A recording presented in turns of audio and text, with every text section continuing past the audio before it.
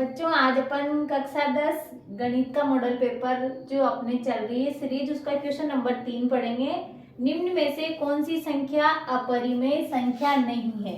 अपरिमेय संख्या नहीं है, इसका मतलब है कि अपन को इसमें क्या ढूंढना है? परिमेय संख्या ढूंढनी है। इनमें से कौन सी संख्या परिमेय? अपरिमेय नहीं है का मतलब हो गया इनमें से कौन सी संख्या परिमेय है। अब परिमेय संख्या आप जानते हो, परिमेय संख्या अपन p/q के रूप में लिखते हैं, ये तो सबको पता है। अब इनमें से अपन को ढूंढनी है कि कौन सी संख्या है जो p/q के रूप में लिखी जा सकती है।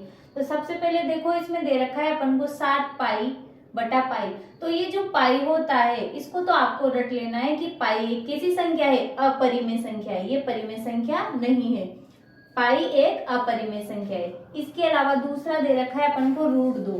तो √2 अपन 2 का जो रूट में जो संख्या लिखी हुई है, अगर उसके जो अंदर की संख्या है उसका अपन वर्गमूल कर सकते हैं तो वो परिमेय संख्या बन जाएगी। लेकिन अगर अंदर की संख्या का अपन वर्गमूल नहीं कर सकते तो वो एक अपरिमेय संख्या ही रहेगी। जैसे देखो √2 का अपन वर्गमूल नहीं कर सकते हैं तो ये एक अपरिमेय संख्या है।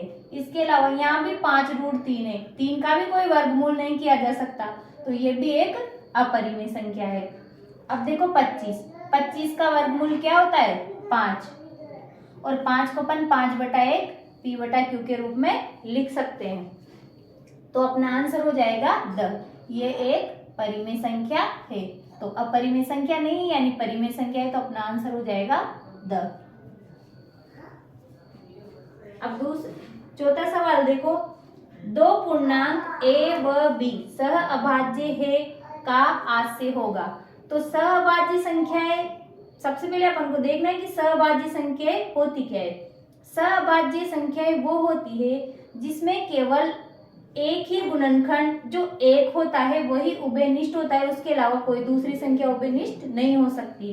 जैसे अपन मान लो ले लेते हैं अपन 8 और ले लेते हैं अपन 15। अब अपन 8 के गुणनखंड करो सबसे पहले। तो 8 के गुणनखंड क्या होंगे? 8 के पहाड़े में किस के पहाड़े में 8 आता है वो इसके गुणनखंड होंगे। जैसे एक तो 1 के पहाड़े में भी 8 आता है, 1 का पहाड़ा बोलेंगे 1 2 3 4 5 6 7 8 बार बोलेंगे तो 1 के पहाड़े में भी 8 आता है। इसके अलावा 2 के पहाड़े में भी 8 आता है। इसके अलावा 4 के पहाड़े में भी 8 आता है। तो ये इसके गुणनखंड हुए। अब देखो 15 की करो। 15 के गुणनखंड, 15 किसके पहाड़े में आता है? 1 के पहाड़े में आता है, 3 के पहाड़े में आता है और 5 के पहाड़े में आता है ना। अब इनमें देखो कौन कौन से गुणनखंड उभयनिष्ठ है जो दोनों में सेम है। ये 1 है ना।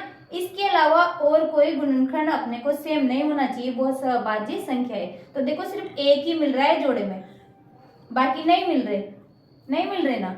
तो ये एक सहअभाज्य संख्या है 8 और 15। अब अपन जैसे ले लेते हैं 2 और 4 ले लो। अब 2 के गुणनखंड करो, 2 के करो पहले। 2 के गुणनखंड क्या हुआ? 2 के पहाड़े में आता है 2 और 1 के पहाड़े में आता है, या पहले 1 लिख लो, 1 के पहाड़े में आता है और 2 के पहाड़े में आता है।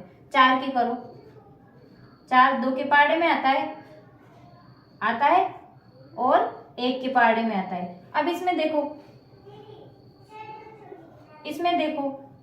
1 मिल रहा है और 2 भी मिल रहा है, यानी 1 के अलावा एक और उभयनिष्ठ गुणनखंड अपने को इसमें मिल गया। तो ये सहअभाज्य संख्या नहीं है। तो अपन को सहअभाज्य संख्या की परिभाषा याद हो गई कि उसमें कोई भी उभयनिष्ठ गुणनखंड नहीं होता है। तो ये देखो अ वाला ऑप्शन देखो, दोनों में कोई गुणनखंड उभयनिष्ठ नहीं है, तो ये अपना आंसर सही हो जाएगा। अगर इसमें ये आता, यहाँ पर अगर विद्यमान की जगह अपने को विद्यमान नहीं है आ जाता तो ये वाला ऑप्शन अपना राइट हो जाता।